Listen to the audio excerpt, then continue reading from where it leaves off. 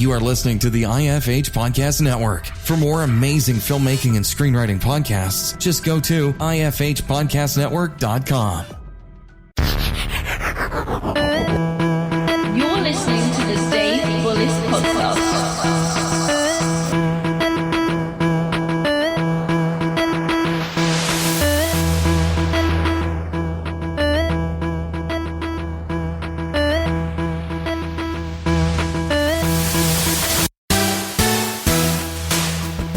Thanks again for joining me. Joining me today is Jeanne Veillette Bowerman.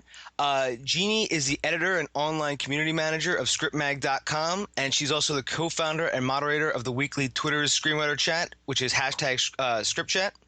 And she's also wrote the narrative adaptation of the Pulitzer Prize-winning novel Slavery by Another Name. And furthermore, Jeanne has a script in the top 25 of the tracking board and was named one of the top 10 most influential screenwriting blogs by Stephanie Palmer. Well, Jeanne, how are you? Good. How are you? I'm doing pretty good. It's just another mild day here in Philadelphia. How's everything in New York? It's actually mild. It's a little, compared to the storms we've had lately. It's nice. So, Jeanne, just to get started, could you give us all a little bit about your background and how you got started? Well, I actually went to the hotel school at Cornell, and I owned a motel and restaurant for 15 years. And then when I turned 40, I kind of was like, okay, I'm a stay-at-home mom with no kids at home, and I had closed the business, and I had always wanted to write. And so I started writing a novel, and I had no idea what the hell I was doing. And one of my friends from college said, "Why don't you write a screenplay? They're easier." And well, and at the time, I could see why someone would think that, because it's only like 110 pages, compared to hundreds of pages for a novel. But obviously, as the years progressed and I kept writing more and more, I realized that the unbelievable art to writing a script that's so different than writing novels. Which I'm also writing some novels too now, but so I kind of just got started that way, just kind of went into it without knowing what the hell I was doing, which is probably, in some respects, looking back on it, the best way to do it. Because I think if I had known how difficult it was to break into this industry, how hard it was to write a screenplay effectively and well, that might have intimidated me. And so I think for me, definitely ignorance was bliss. For sure. And then I started writing Slavery by Another Name. I started getting on I got on Twitter so that I could kind of meet other screenwriters and get a buzz going for the project, but I didn't realize at all the power of Twitter and the incredible network you could develop there. And because of the network from Twitter is really how I got Script Magazine found me, and I was first a columnist there, and then now the editor. It's how I've met so many people. My current writing partner, who's on Twitter known as Unknown Screenwriter. I've made so many incredible connections, and also how ScriptChat was born. So really, social media is an incredible way for somebody who lives outside of LA to make some groundwork. And that's how we met too. Yeah, absolutely. So, what exactly were you tweeting so that Script Magazine was able to find you? Well, when we started ScriptChat, Joshua Stecker was the then online editor of Script Magazine, and he is amazing at social media, really great with Twitter, and he noticed the hashtag ScriptChat, and since it's Script Magazine, it caught his attention. And he's also a big history buff, and so and a journalist, and so when he saw the project I was working on, Slavery by Another Name, my partner in that project was the author of the book, who at the time was the senior national correspondent of the Wall Street Journal. And Joshua was just really intrigued by the whole project that we're working on, and offered us an opportunity to just do one blog online about the project. And after getting to know me for over the course of the following year, that one blog turned into my weekly column, Balls of Steel, which I don't have the time to write weekly anymore. But and that's how Balls of Steel was born, and that's how Script Magazine found me. And then once Balls of Steel was born, and then they needed an editor, I raised my hand, because it's nice having a day job that's in the industry. Mm-hmm. So you use this as a great networking tool. Have you gotten other writing jobs just from people finding you on Twitter? Like sort of like they try to contact you to write scripts for them? Yeah, there's a guy who's from London, Clive Frayne. He got me together and some other people. He was at the time he was in Milan. We had a writer in New Mexico, one in LA, and one in London, and we were working on a TV project that we were going to have that was going to be picked up in London, and it ended up losing funding at the last minute. But it was an incredible experience to work on a TV show that, even though it didn't get greenlit, I still learned so much. And it was in my episode was a whorehouse hostage takeover, which was so much fun to write. And it was great because it was just another way for me I didn't know what the hell I was doing, but I just rolled with it. And it's another way to just I totally stepped outside of my comfort zone doing it, because I didn't know it, I wasn't a TV writer, and I just kind of imagined someone standing behind me holding a remote control so that, at any time they could click away. And that really helped me. But yeah, so I got that, and I got another gig writing educational videos that we wrote in a sitcom format.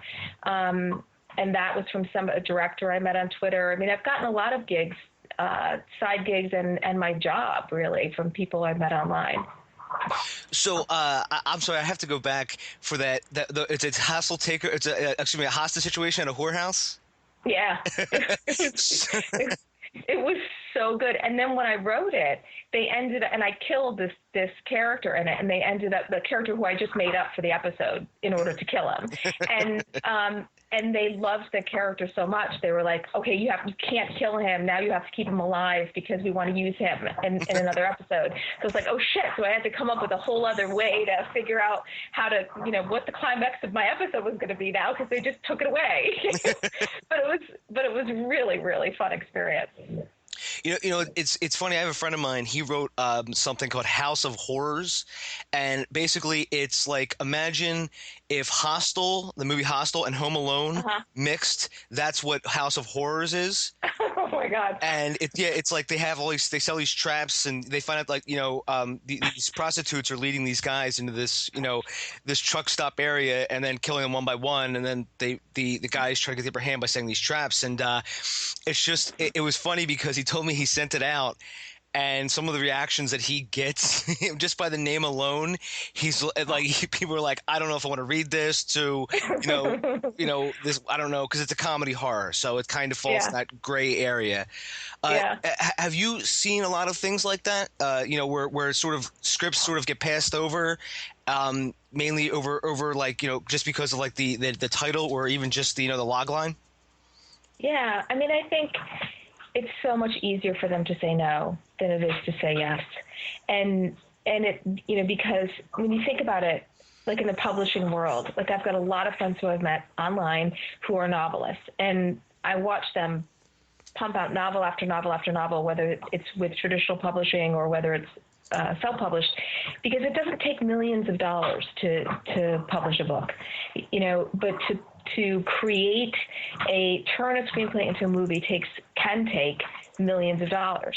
So it's so much easier for them to say no and not get in trouble with their boss, for saying yes to something that you might bomb, and also the way the economy is now, after the crash in 2008, it's just different. They're not willing to take as many chances. You see so many more writers now doing web series, doing things that, looking to put their shows on YouTube, just anything outside of the box of traditional production, because it's just, you have to be creative and think of a different way to get your story out there. I even encourage writers to write their scripts, turn them into novels, because then they're intellectual property. And half of what Hollywood does is half of the films that are out are adaptations. So now you're opening up your script for 100% of the market, not just half of the market, by being a non-intellectual property.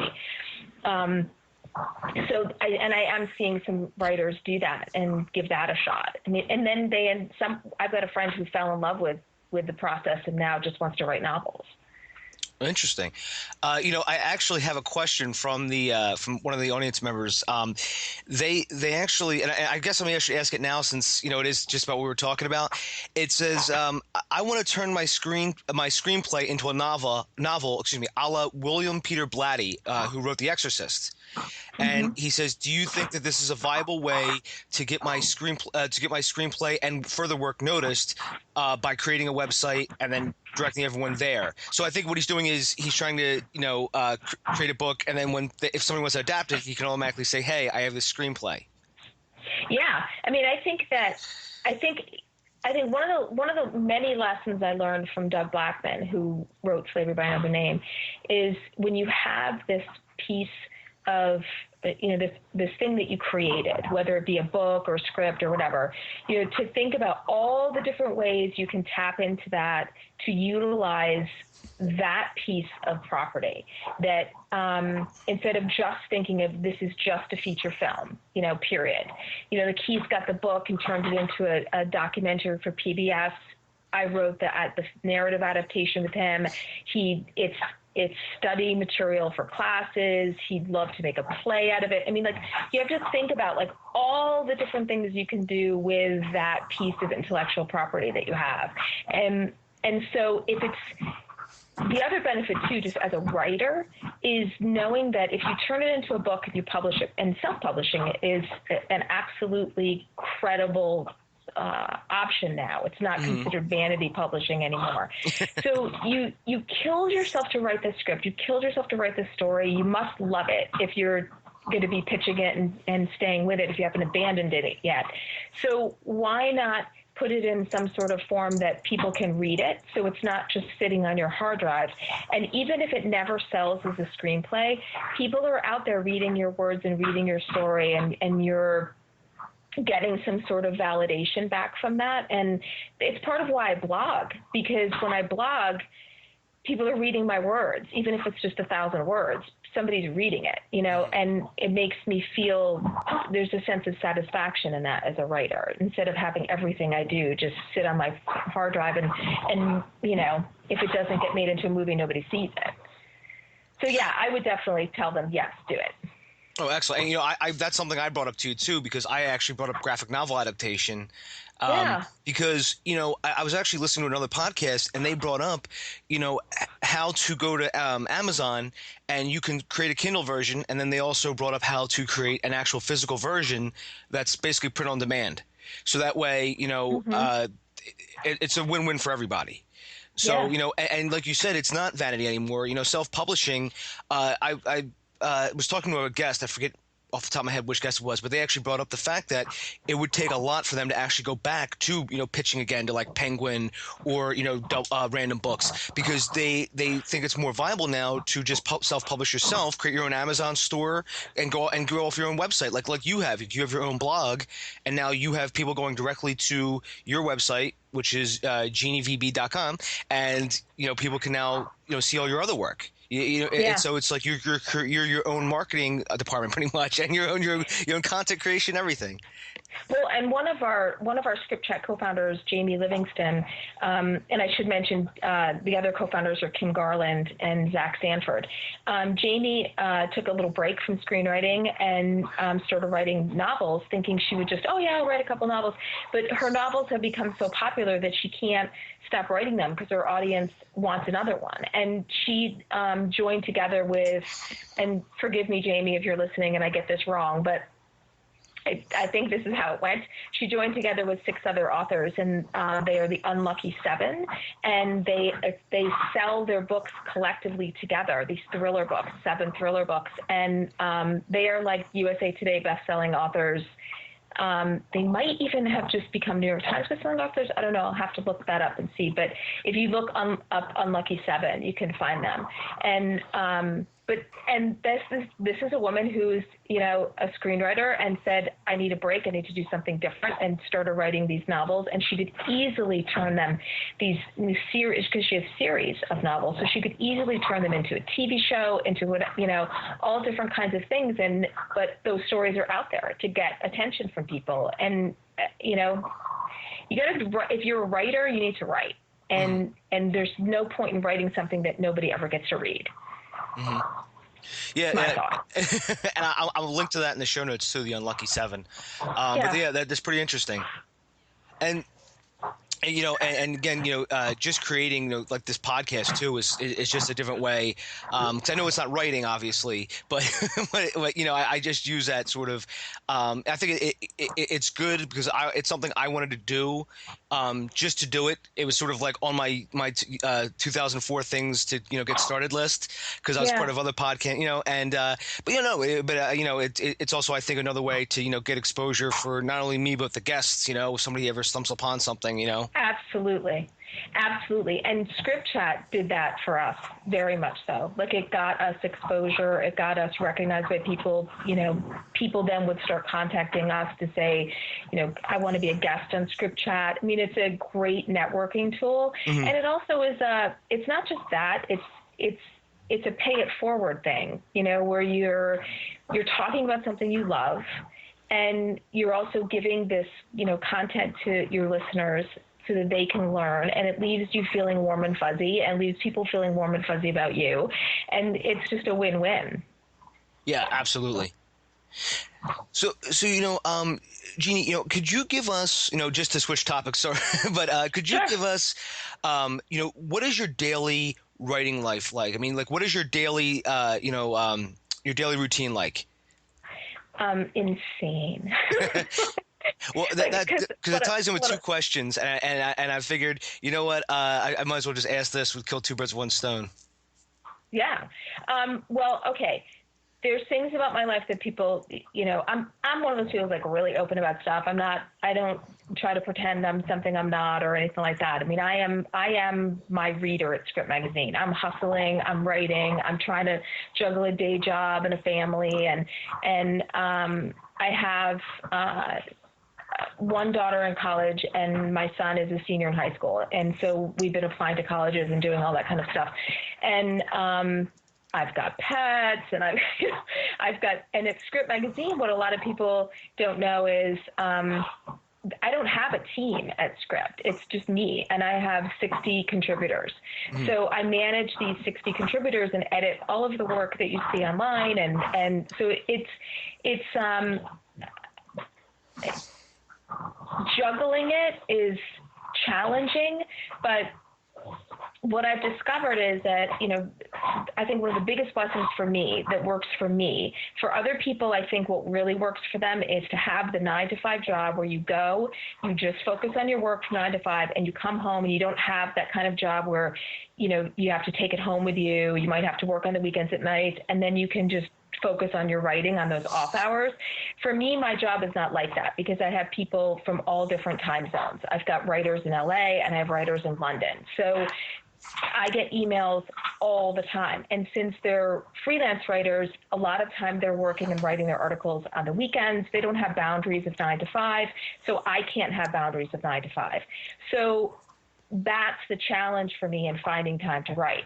And when your kids are hungry, your kids are hungry. They want dinner on the table. And I'm still pretty old fashioned that way. You know, like, I still have dinner on the table every night, and, you know, all that kind of stuff. But so what I do is I find that I never used to be a morning writer. Like, right now, while we're talking, my daughter's texting me because she's at the supermarket and wants to get. Hold on. Okay. I'm going to ignore her. So, so what I do is I get up in the morning and I try to just write. Like, as soon as I get the kid off to school and get the dog fed, I sit down and I try to write, because I find that if I try to do all my other stuff first and then write, I'm too tired at the end of the night. Like, I can't write after dinner. Like, I know a lot of people can write at night, late into the night. I can't do that. I'm too tired. I want to drink. I'm done.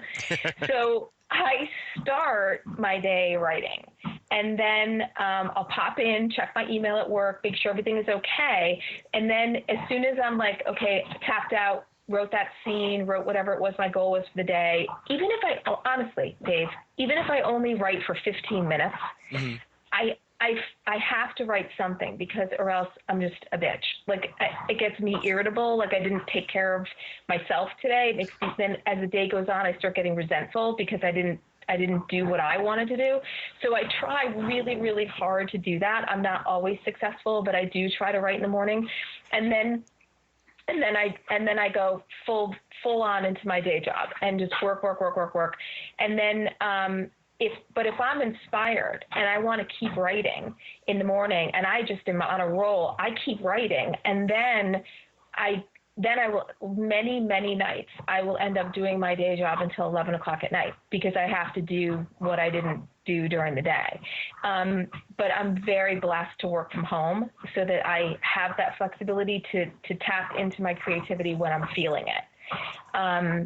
And I know a lot of other people don't have that.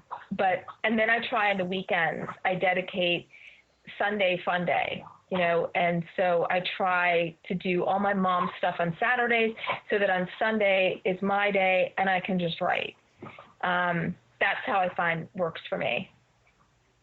Well, excellent. So, because a lot of people do work the 9 to 5. And sometimes there are people who are on call. So if they do work the 9 to 5, suddenly, they're getting, calls at, 8 o'clock at night. Exactly. So the other thing too, I'll just interject for a second. The other thing too is to try to write on your lunch break. Mm-hmm. Just really be disciplined and write any second you can. One of my friends had contacted me the other day, nervous. He had an opportunity to take on a gig to write a script and actually get paid to do it. And he was very nervous to say yes, because how am I going to find the time to do this? And so I put a call out onto Facebook and onto Twitter for people to give me advice about how they work a day job and get writing done. And people sent in a ton of comments and tweets, which I've collected, and I will write a future Balls of Steel about this, just bullet listing everybody's ideas of how to get that done. I probably won't write it for a couple of weeks, but when I do, I'll shoot you the URL. Oh, thank you. Because I speaking of, you said writing at least 15 minutes. And I remember I got advice before from an actual working writer out in LA, and he said the same thing, because basically he said, as long as you can just even get a small amount done, he said by the end, he actually timed it out. He said what he tries to do is it's at least 15 minutes a day, and at most, he said he'll just do it till he sort of burns out. And on those magical days when sort of everything, his schedule clears up, and basically he tries to get a rough draft done within 3 to 4 weeks. Mm-hmm. Have you heard? I mean, is your style similar to that, where you try to get just that first draft banged out as quickly as possible?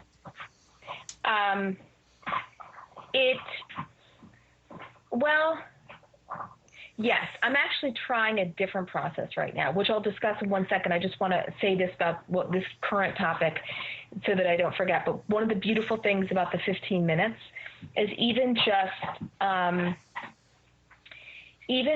getting, if you spend 15 minutes on it, what's going to happen is your mind is still going to be thinking about it all throughout the day. Mm-hmm. And so that 15 minutes really is a lot more than 15 minutes, because even if you're not putting words on the page and you're thinking about it, that counts as writing, because you're digesting and developing the story in your head. Mm-hmm. And the other trick I would say that helps you pick right up quickly when you only have 15 minutes is don't finish, never completely finish a scene so that you have and say, okay, now I'm done today because I finished the scene. If your goal is to finish that scene, finish it, but then start the next scene before and then stop for the day. Because if you've already started the scene, your head's going to be thinking about that scene throughout the day. So when you sit back down, you're not looking at a blank page and you've already been digesting it, so you can just kind of hit the ground running. Those are little things that I think have helped me. Mm-hmm. So So then, so what process now are you using to write this new screenplay? Oh yeah. Oh my God. I am so far out of my comfort zone, Dave. Mm. I just had a long talk with Unc about this yesterday because I was freaking out because it's so different than what I normally do. I normally outline. I'm like an outline junkie. And I think part of it is because I hate starting things. So outlining, I just, outline, and I kind of sometimes use it too much as a safety net. And even though I stick to the outline somewhat, I never have a problem when I'm writing going off the outline, exploring characters, all of that kind of stuff. But for some reason, I just kind of need an outline. And Unc never writes with an outline. He might have just sort of a broad brushstroke, but he's been doing this for years. And I don't know if you, just to clarify, a known screenwriter is a ghostwriter. He writes for hire with no credit, with NDAs. He's written with some incredible people and rewritten some incredibly talented top writers. I mean, he's been at this for a very long time. So he is challenging me to try to embrace with this new project that we're working on his style, I love challenging myself. I love trying different processes and seeing what works best for me and discovering new ways to do things and new ways to tap into that creative energy. So we are literally writing the first draft like we're brainstorming. Like when I write something and I send him the script to pick up where we left off, I never know what he's going to do. Like this last scene, he sent it back to me and he killed someone. And I'm like, okay, and we're like exploring characters. And so I was like, okay, I'm struggling with this. I'm really struggling. I'm feeling like I don't know, like I'm standing blindfolded in the middle of a forest, like where am I supposed to go, and so he's just encouraging me he's like, reminding me of things like, and this is what's great when you have a writing partner who knows you well and knows, like what he could look at my fear objectively and not emotionally and remind me, look, you're a martial artist. When you're standing in the dojo and somebody starts fighting you, do you sit there and think about it? You just react. You just, block, punch, kick, whatever you have to do. You just muscle memory and you just relax and do it.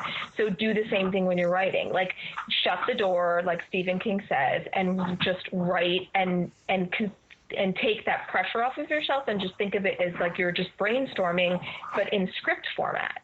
So that then by the end of the time of brainstorming, instead of having an outline, we have a script. And then we can play with that. And so I'm trying that. And I think I'm going to like it, but it's a little scary for somebody who's used to outlining. But there's tons of people who do it this way and don't outline. So I'm just trying a different process this time.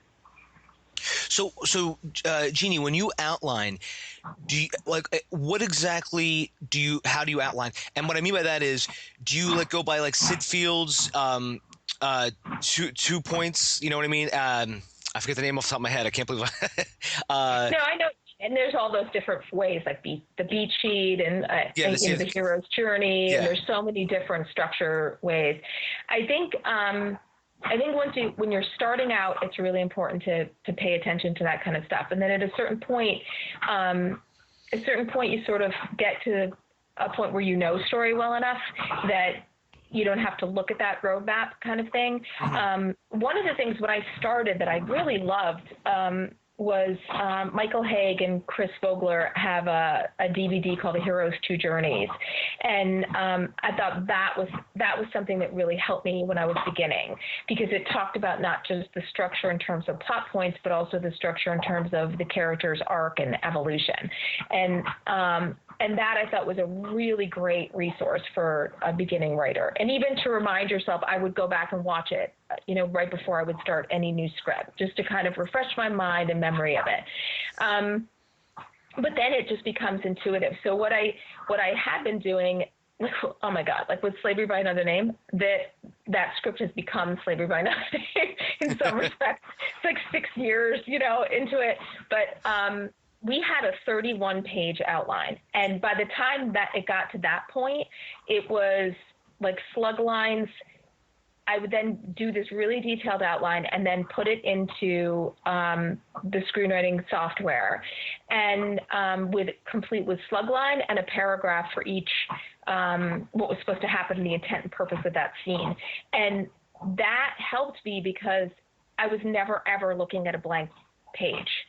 So I would go in and I would look at, this is what I'm going to do, and then I would just sit down and write that scene. And sometimes things would change, scenes would get deleted and added and change. The trick to outlining is never to think of it as something that's set in stone. You have to let it go, but at least it gives you sort of a little map, and you can veer off of it and whatnot. And that was always my comfort zone, knowing that I had this, okay, I'm a planner. So it helped me to know I have a plan. This is the plan of this scene, and this is what's going to happen.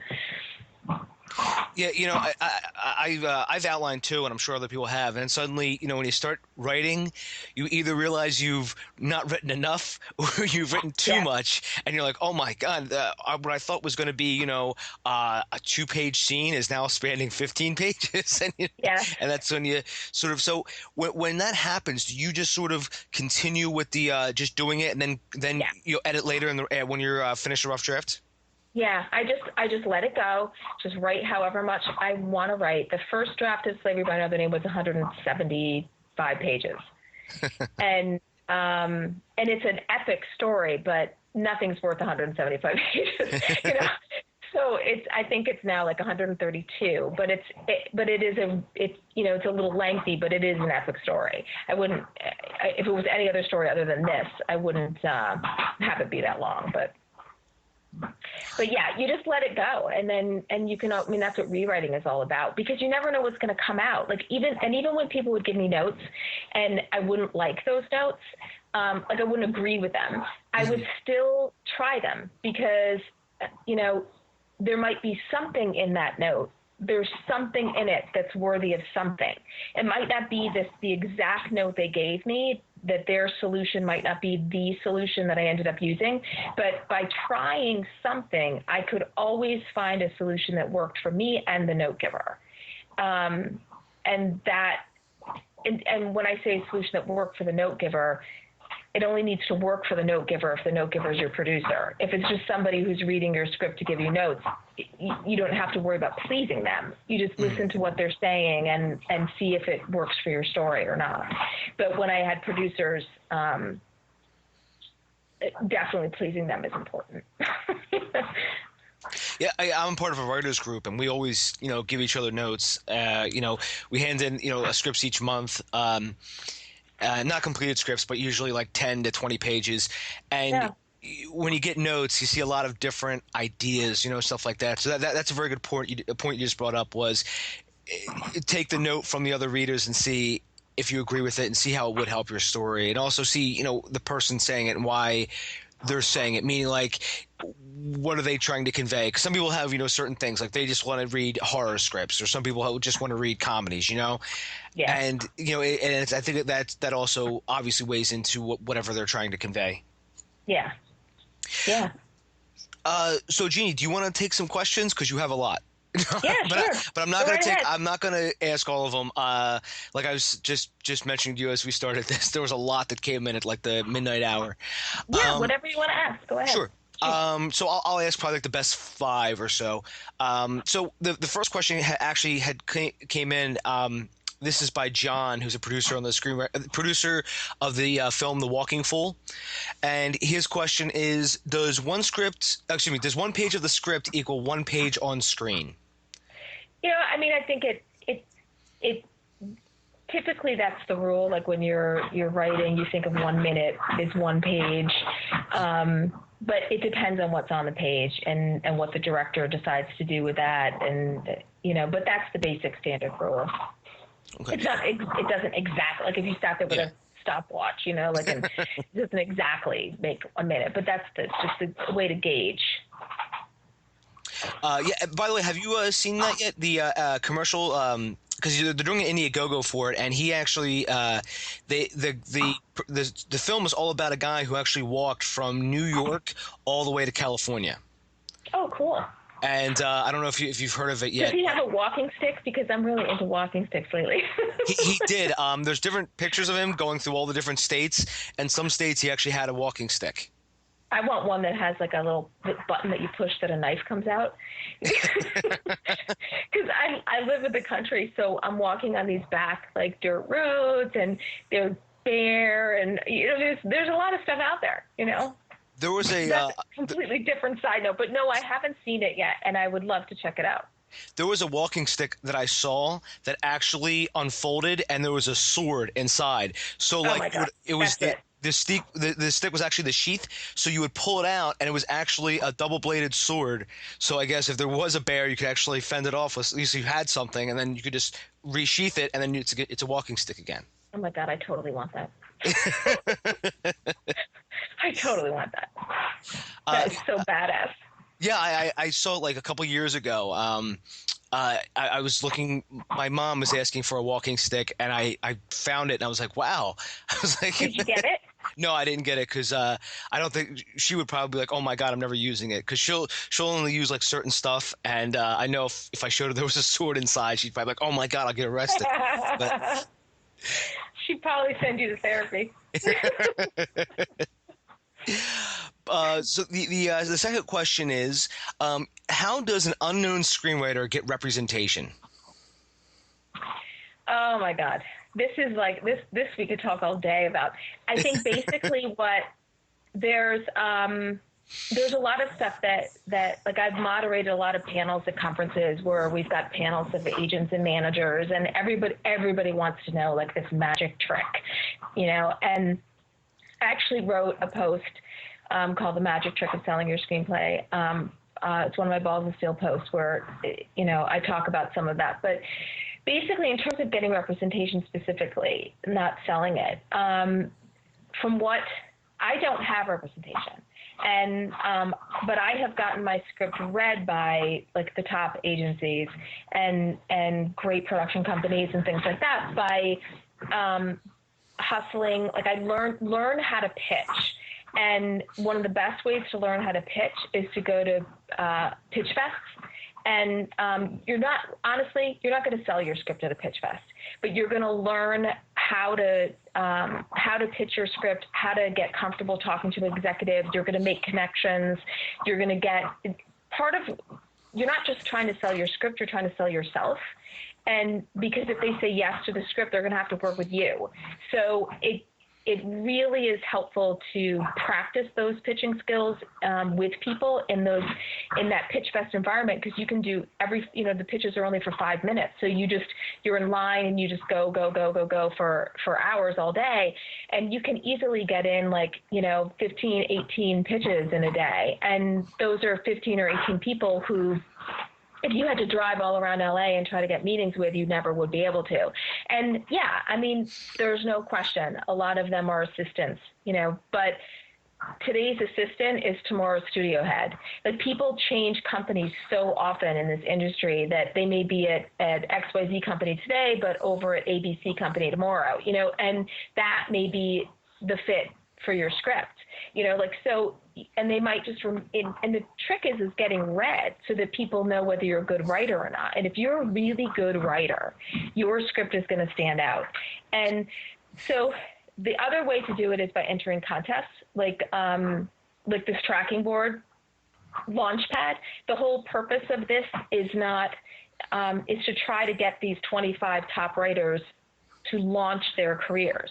The Blacklist is another great way it's not a contest, but it's a great way to get feedback on your script and get it listed. And so many executives do look at the Blacklist to find material. You can tag your stuff. I just entered Slavery by Another Name into it. I'm waiting for the feedback so that it could be listed, because I'm curious to see how the process works. I know, they've had people get representation from that as well.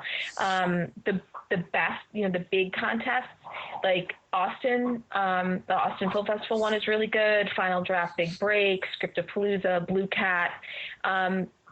when it's the big contests, executives will notice. They will read those. And you may not even know they're reading your script. If it places as a finalist, people will just read them. It's not like they'll even contact you to say, we're going to read your script. They just get them. And so, but I would say don't bother with the contests that are smaller, that unless it's like a contest that gives you like, money as a prize and you need the money. But if it's a smaller contest, they're not going to really notice the representations. The reps aren't really going to notice those, so unless they offer feedback or something else that you find of personal value, they probably aren't going to help you career-wise.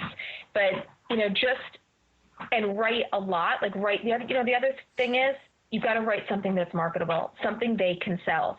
There's no point in them repping you. This is probably why I don't have an agent yet, because the thing that I'm most known for is Slavery by Another Name, which is a very, very difficult thing to sell. And everyone who reads it says, oh my God, this has to get made. This is such an important story. And it's about slavery post-Civil War, everything that's going on right now with Ferguson and all of this relations between the law enforcement and the African-American community. Slavery by Another Name is all about prison laboring and how the South, after the Civil War, how the South created these laws to re-enslave blacks by arresting them for these false crimes and then leasing them as prison laborers. And that's why it's Slavery by Another Name. And before those laws were created, blacks and whites were 50-50, blacks and whites in prisons. And then after these laws, a disproportionate number of African Americans were imprisoned, and that leaves a stigma in society where people start thinking, oh my God, they're dangerous people. And they aren't. It's, it's the laws that were created, and, years and years of that happening,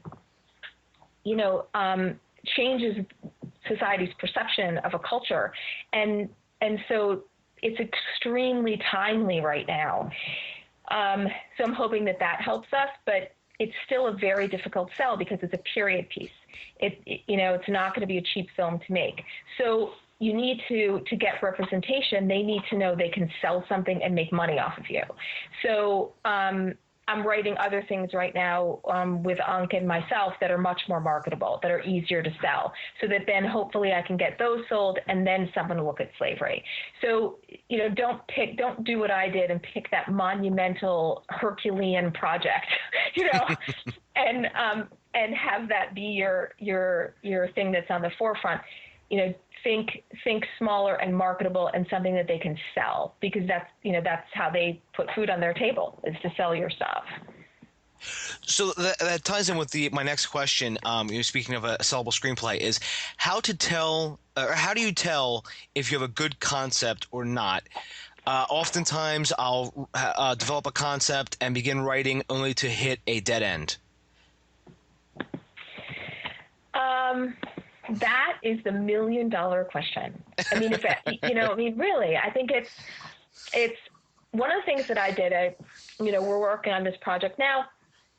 It's a horror project, and over Thanksgiving, I pitched it to my nieces and nephews, who are all like in that target audience range, 18 to 25, and they were all like, oh my God, I would totally see that. Oh my God. So you want that kind of reaction from your target audience, but also think about budget, because those are also things that matter. 18 to 25-year-old males are like, I think, the biggest audience for films, and they'll go see them multiple times. So if you can tap into that, but you also have to find not just the marketable idea, but the idea that you can be passionate about writing. Because if you're just writing a horror piece, horror, not horror, but like a total like horror piece for money, for whatever, just to see if you can break in that way, but you aren't passionate about it, it's going to show on the page.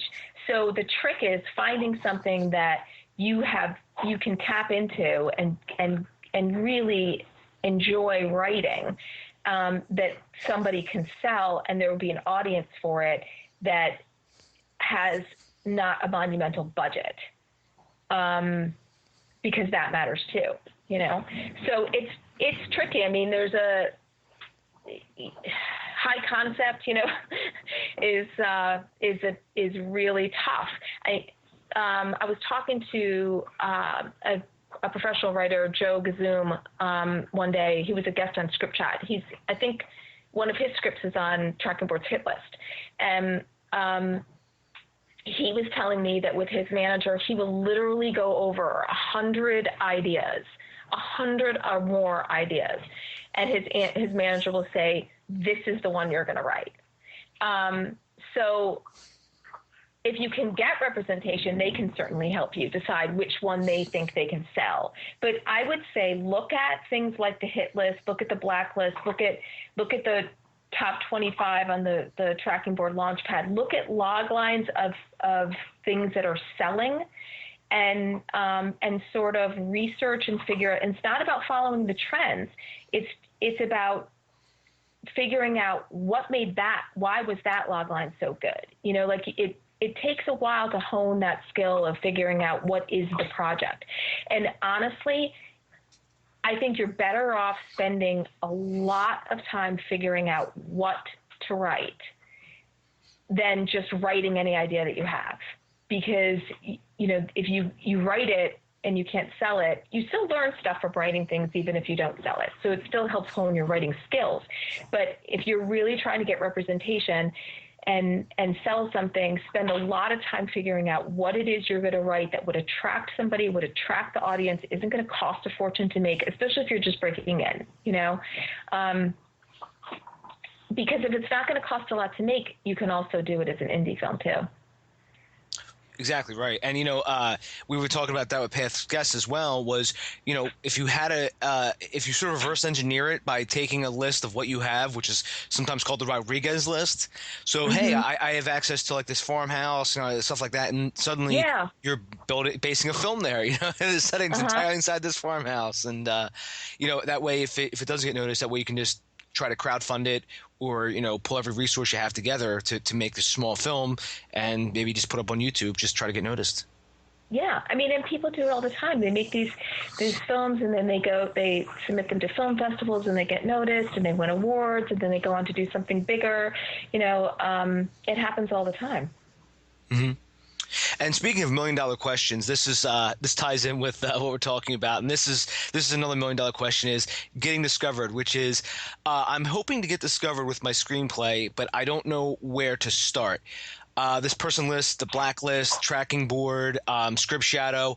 Is there a specific website that they should put their material on for a better chance of getting noticed? The first thing I would say before you put your script anywhere, make sure it is the best possible script that it can be.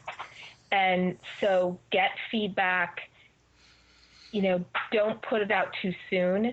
Because there's like, you know, they keep track of stuff like that, you know, like whether to consider the writer or not just the idea, but the writer.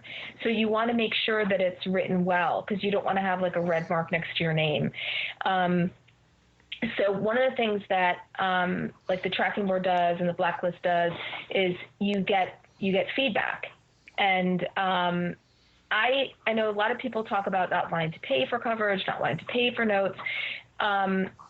I think I've always done it. I've always gotten some sort of coverage, and not coverage so much, but, you know, notes and script notes.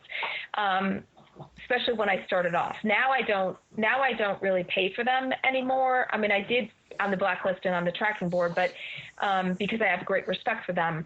But for the most part, I mean, I have friends who are great writers, and we trade scripts with each other and we give each other notes. But for these opportunities to get noticed, I'm not opposed to paying. And I look at it as it's like you're paying for a tutor. You know, it's an investment in myself and in my education as a writer. And so I always learn something from notes that makes me a better writer. So before you list it anywhere, make sure it is the best possible script that it can be, and then submit it. And I would definitely say all of those things that I mentioned in those contests that we talked about earlier are all great ways to get noticed. So, just to continue that question, what if somebody just put a screenplay up on their own website? Like they actually created a website, they got Wix.com and they just built their own website doing very simple stuff. What do you think of that idea? Just sort of just to get it out there. I wouldn't do it. Okay. I'm not even sure I can articulate why. Like, I'm a big Spidey sense person. My immediate Spidey sense was no, don't do that. And I trust my gut. I think there's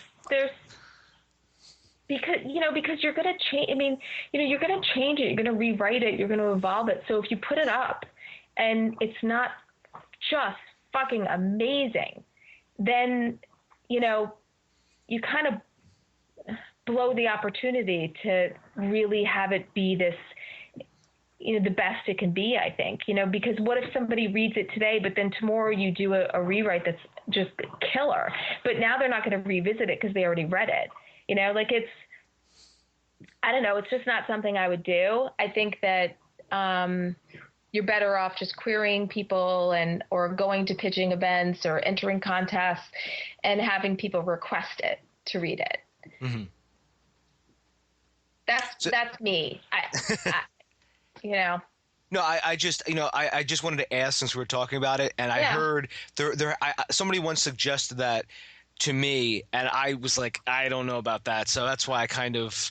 And I think if your Spidey sense immediately says, I don't know about that, I think you have to just trust that and not go with it, not do it. And sometimes you don't need like a absolute rational reason why to do or not do something. Just trust your gut. Yeah, I know exactly what you mean. So, Jeannie, we've been talking about it for about an hour. I've taken up a lot of your time. It's fine. You're a busy person, I know. So you probably like, I got to get writing. No, it's a nice break, actually. It's totally fine. So is there anything that we haven't discussed that you would like to bring up? Yeah, I would like to say on a little bit about social media and social media etiquette. I think it's really, really important when you're participating in social media that you are mindful and respectful of people's time and really what you're there for. You're there to connect. You're there to be social. You're there to build a network and build a relationship. So it's important for people to not be selfish online and to be giving. Mm-hmm. And like what you're doing with these podcasts, what I do with ScriptChat, what, a lot of other people do with just simply, and obviously these are big platforms that not everyone wants to do and wants to dedicate that kind of time. But even I'm talking just as simple as you found a great article you want to share with other writers, tweet it out, if you meet people online and you think this person might, like, say you want to write a graphic novel, but you need somebody who might, you might need an artist or you might need something else that they say, oh, I know somebody who could help Dave, and then introduce those two people. It's not about you all the time, it is about, it's a community of people, and the best way to get the most value out of that space is to be a giving person. And it does truly come back to you. And then every once in a while, you're going to need some help. And you can say to somebody, hey, I'm doing a crowdfunding campaign, or I'm doing this, or I'm doing that. I could use some help with this. People will be much more likely to come and help you if you've been helpful to other people. Mm-hmm. That's my 2 cents. And just don't suck. Just be a good, decent human being. It's funny. I actually knew somebody who would take to Facebook every time they had a problem with somebody, and they would just go into this person, and people all over were like, "What the hell is wrong with that person? Why would you do that?"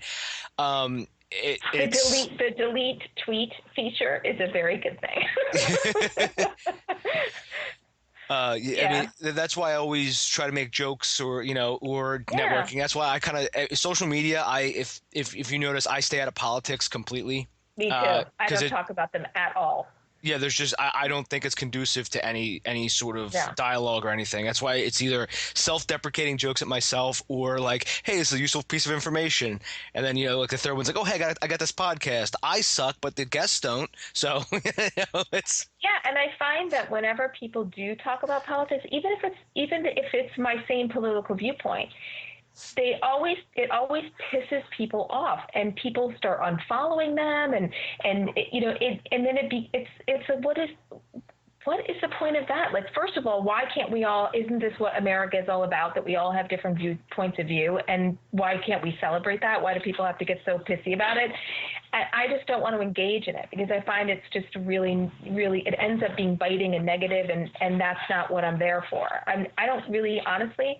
I don't really give a shit. Like, everybody can feel the way they want to feel, and they have a right to feel the way they want to feel, but I don't have to feel the way everyone else feels, and everyone else doesn't have to feel the way I feel. Just like any advice I've given today on screenwriting, there's going to be somebody who disagrees with it, and I'm totally fine with that because I only speak from my experience as a screenwriter, and so this has been my experience.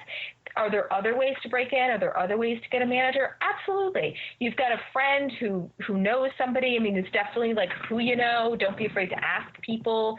Do you know somebody who might like this script? Ask your friends. Like, there's so many different ways to go about it. There's as many ways to break into the industry as there are people. There's no one right way. And so I think in social media, people have to be open to different viewpoints and different philosophies and different angles of breaking in. Some people hate pitch fests.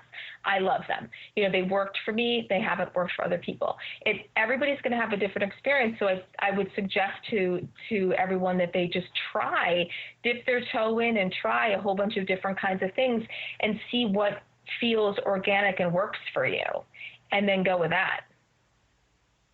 Yeah, that sounds amazing. And also, you put out the good point is there is a ton of different ways to break in, and and you never really know who's watching you on social media too. Because I mean, you hear about that almost all, I don't want to say all the time, but you hear about that more frequently. Is someone was found on Twitter or someone was found on their blog, like Diablo Cody was found because of her blog. Yeah, absolutely. Yeah, so you never know. That's why you should always stay away from Twitter. Too. I think screenwriters really should have websites and have blog about something. I don't give a shit if you're blogging about your cat. Just blog about something because it helps people know that you can tell a story. And even a story just in 500 words or whatever it is for the blog post. That makes them more confident requesting your script if they see that you can at least write and be articulate and tell an engaging story, make them laugh, make them cry, make them feel something. Plus, practically, it has all your contact information on it. Like, don't make it hard for people to find you. On Twitter, there's not always people that, if they don't have a website, there's nowhere for people to really know, like, to get your email address or to, so make it easy for executives to discover you. And having a website is the best way to do it. Yeah, that's a good point. Because I've actually gotten a ton of contacts through my contact form on my website. Yeah. And so it's, and also it's good because I can filter through some of the stuff. Some of the stuff's usually like, hey, Dave, I don't know who you are and you don't know me, but here's my crowdfunding campaign. Give me money. God, yes. Oh, my God. Yes. Oh, my God. Oh, my God. Yes. You should see some of the things I get in my email inbox. But we won't go there because that's a whole other. We should do like a GD's mailbag. Anytime you want to come back, Jeannie, please let me know, and we will do that. We will go through all the different emails you get, because actually that not only is fascinating, but I think it would be educational as well. Yeah. Oh, yeah. And we might need to be drinking for that one. Why not? I mean, I'm drinking coffee right now, but okay. I'll switch to like Wild Turkey 101 or something. Perfect. My favorite. Do you like Wild Turkey? Yeah, I do. Love it. And you know what's nice. really great? If you soak Rolos in it, Oh my God. Just Really? saying. Yes. Poke little holes in the bottom of the Rolos and stick them in a shallow bowl and put wild turkey in there. Oh, it's great. I've never heard of that before, but I'm going to try it now. Happy holidays. That's how I get through Wild Turkey That's 101. That's right. Because I got addicted to the American Honey Wild Turkey because it's just so smooth. Oh yeah. And Yeah. I had a Thanksgiving party with some friends, and normally they're like, oh, we don't drink whiskey, and I put them a little bit of the American Honey Wild Turkey, and they were like, oh my God, this is amazing, this tastes so good. I was like, yeah, it's smooth, and it's like my go-to drink. Yeah, it's great, and we need that. We Yes. definitely need that. We get too many emails about crowdfunding campaigns. I actually just became a moderator of a board all called the Launch Board, and it's all about tips and tricks about crowdfunding and this and that. And one of the rules that the person who made it said was, do not post your crowdfunding campaign. He goes, asking for advice and trying to promote it are two different things.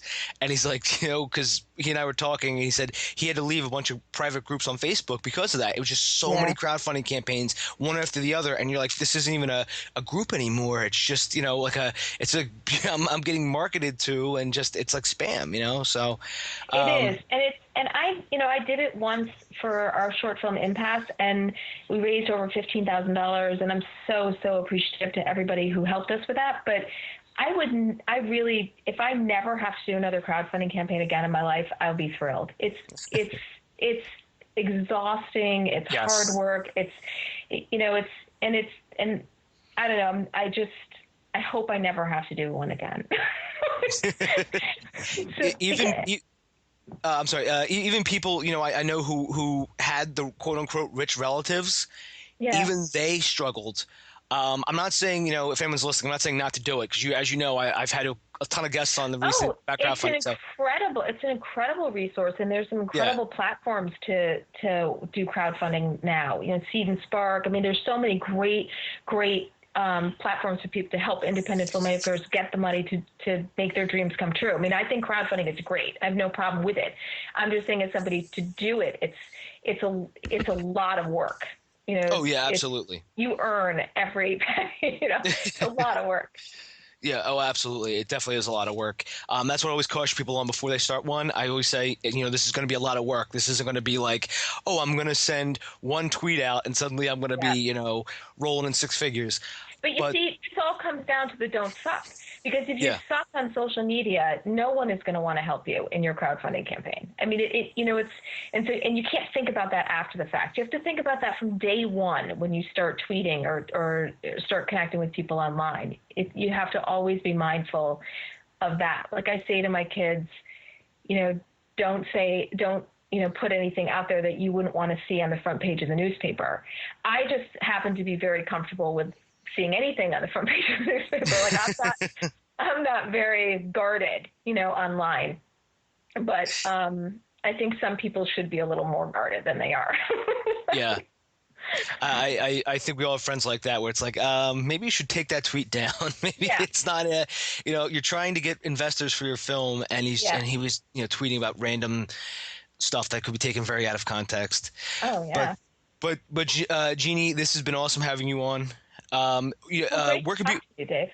Oh, thank you. Again, like if you ever want to come back on, please let me know, because I would love to do the Jeannie's mailbag, and go through all the crazy emails.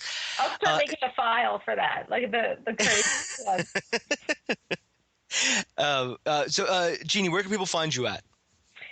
If you go to Jeanne VB, V as in Victor, B as in boy.com, there's a contact page there that has all the different ways you can stalk me and all different social media outlets and my email address as well.